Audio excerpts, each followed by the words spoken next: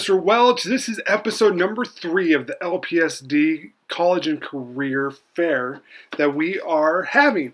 It was a pleasure of mine today to speak with one of the LPSD employees, Kasie Luke. She's currently the Human Resource Director for the whole district.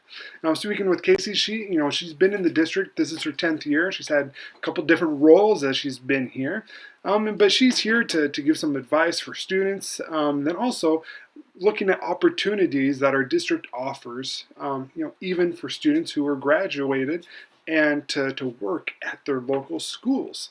So let's listen to what Kasie has to say, and I just thank her again for taking the time to meet with us. Here we go. All right, I'm here with Kasie right now, and I will turn it over to you, Kasie.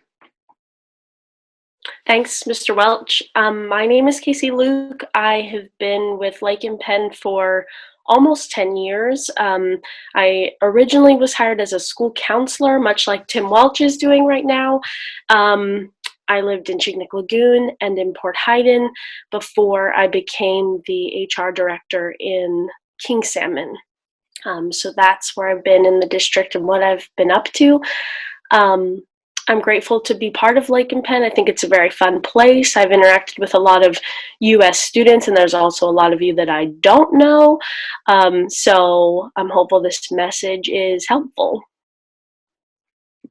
All right, thanks, Kasie. And if you want to go, I know when I came in the school district, you were my mentor, supervisor as a school counselor, and you've definitely spent a lot of years doing that as a school counselor, and your role has kind of evolved and taken other positions. And just as a employee of the school district for many years, is it close to 10 years, 8 to 10 years you've been in the district?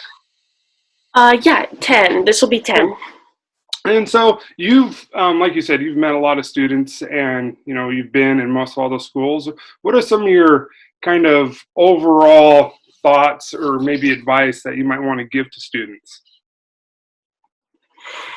I think one of the main things I would encourage students to do is to put forth your best effort day in, day out in school, even though I know it's been many, many years since I was a student, but I too struggled with school in some cases. But looking back on that, and if I could give advice, it would be to give your all day in and day out. Try to be the best person you can be, the best student you can be. It can only benefit you after you graduate from high school.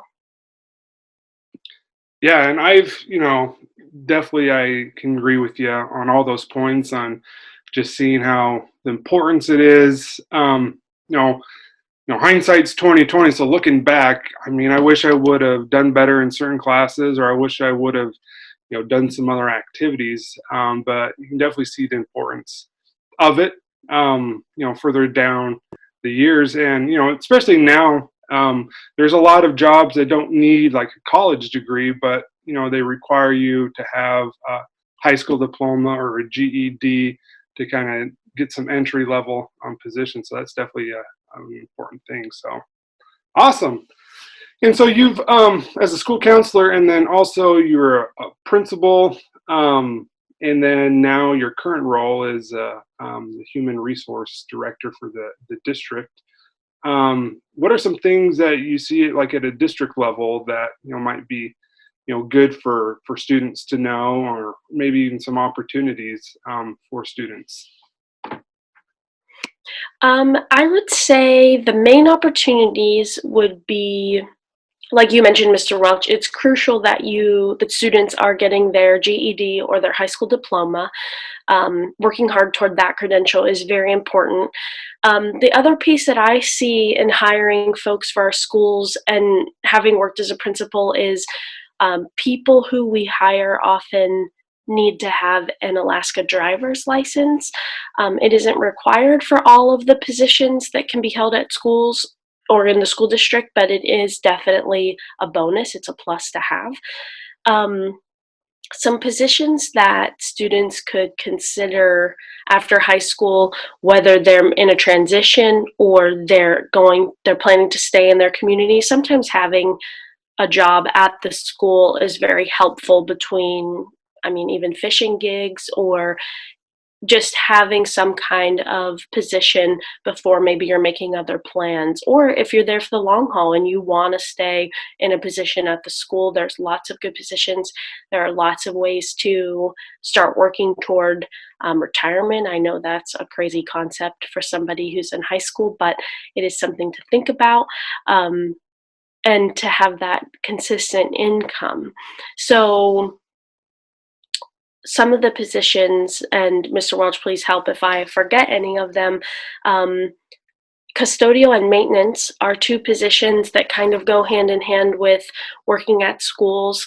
The custodial piece is in in the school mainly, the cleaning of the school, the maintaining of how things are wiped down and taken care of.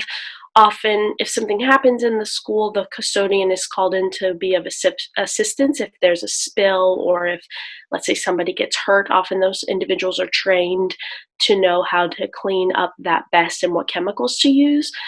Um, Beside that component is the maintenance component, and that looks a little bit different depending on your skill set. Maintenance individuals can work on vehicles at the school. They can work with our district office maintenance staff in learning how they can be helpful in a variety of ways. So there's a lot of flexibility when it comes to the custodial and maintenance roles. Some other positions to consider are the cook at the school. Some of our schools have cooks that return year after year and some do not. So being a cook at the school is an opportunity that could come about. We have aides in the school, teachers' aides, special education aides, um, physical education aides, PE in the gym. We also have positions that are outside of school, like the night gym aide that comes in after hours to assist with physical activity, as well as some sites have a bus driver. Um, I think that's a pretty comprehensive list of some ideas behind what jobs are open at schools. And what is the process if there's a job opening? What would be the process an applicant would need to take to get the ball rolling for a possible interview? Sure. So typically what happens is the site principal or head teacher makes a posting. So if you see a posting out in the community, at the school, the post office, your village office, you will make contact with the individual on that posting. And like I said, it might be the head teacher there at site or it might be the principal. Once you make that contact, it could be a letter of interest, which is highly encouraged, or even a phone call to say, "Hi, I'm just wondering what I need to do to apply for this role." And they might say, "Oh, just come by and we'll talk." They might say, "Write a letter." They might say, "Let's talk about a little bit here on the phone." So really connecting with that individual on the posting is what's most important. If you don't see any postings and you simply want to ask if there are any openings, you can give the principal or the head teacher a call to ask. Right? And is it typical? Well, it kind of sounded like no, but is there a resume or anything like that that they need, or is it kind of a little bit more informal? Some positions can be more informal. It depends on your relationship, how well you know the principal, the head teacher. Typically, that initial contact is a letter or phone call. The second communication is likely a formal application and, yes, a resume. So if you don't know the head teacher or the principal very well, presenting a resume firsthand, like that first communication, is a really good professional way to say, "Hey, I'm serious with to take this job." But if you know them and can have a conversation initially and then present the application and your resume, yes, Mr. Welch, that's a good point. Awesome. And I know one thing that probably students might be thinking about, or what is the like the starting wage of most of these jobs? Are they all the same, or are they a little bit different depending on the actual duties? So every classified staff hire starts at 1575. It's on a scale, and that is B1 on the scale. And it depends, though, what your experience is, what your resume says.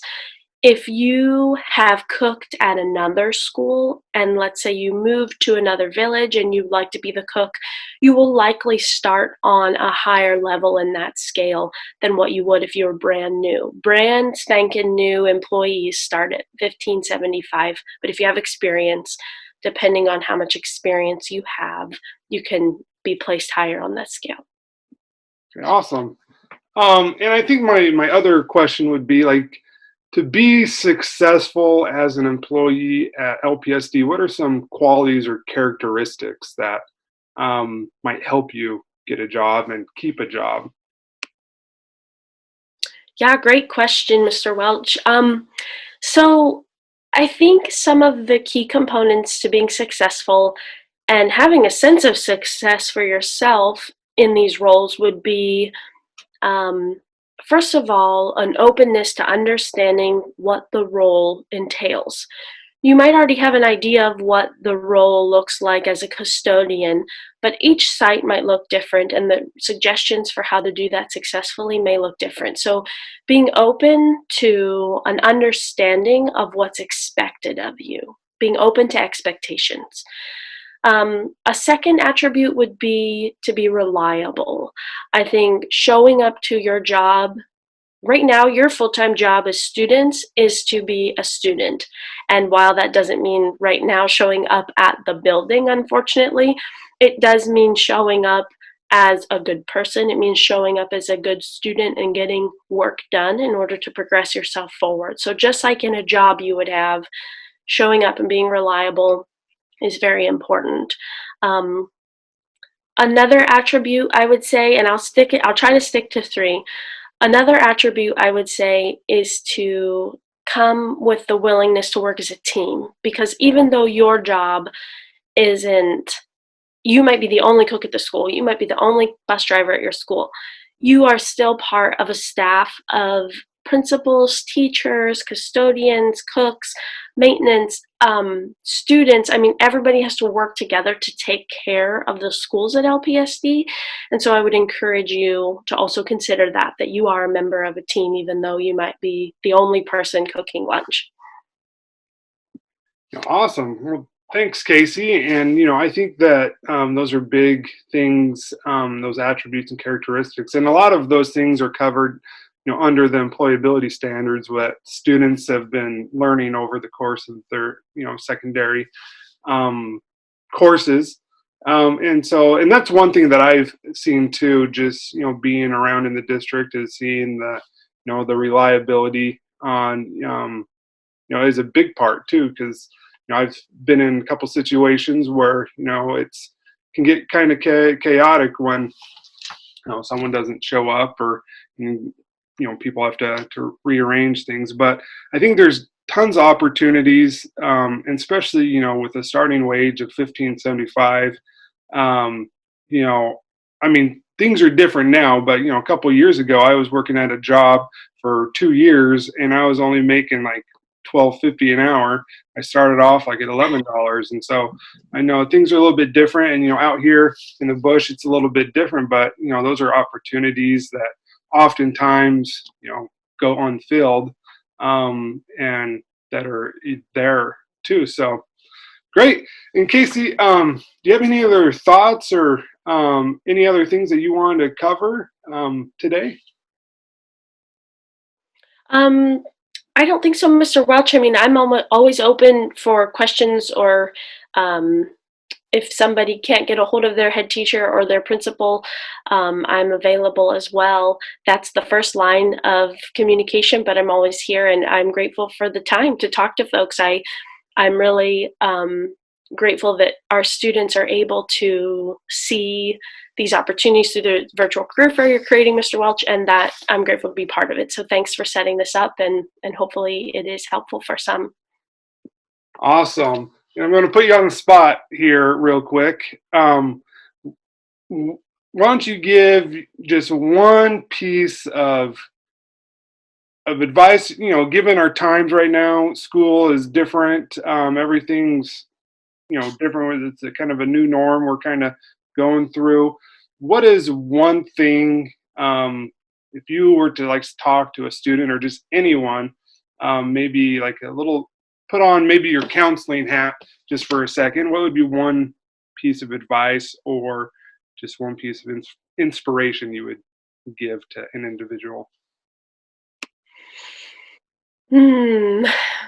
Well, I don't know if I have one thing to offer. It is, these times are so unknown and they've come at us so quickly that I think I'm still learning what the one thing is, how best to deal or how best to function during these times. I think I'm gonna go with what Mr. Rogers says, if I'm allowed to piggyback off of Mr. Rogers, because Certainly are. I saw this. Okay, thank you. I saw this as, I believe it's a meme.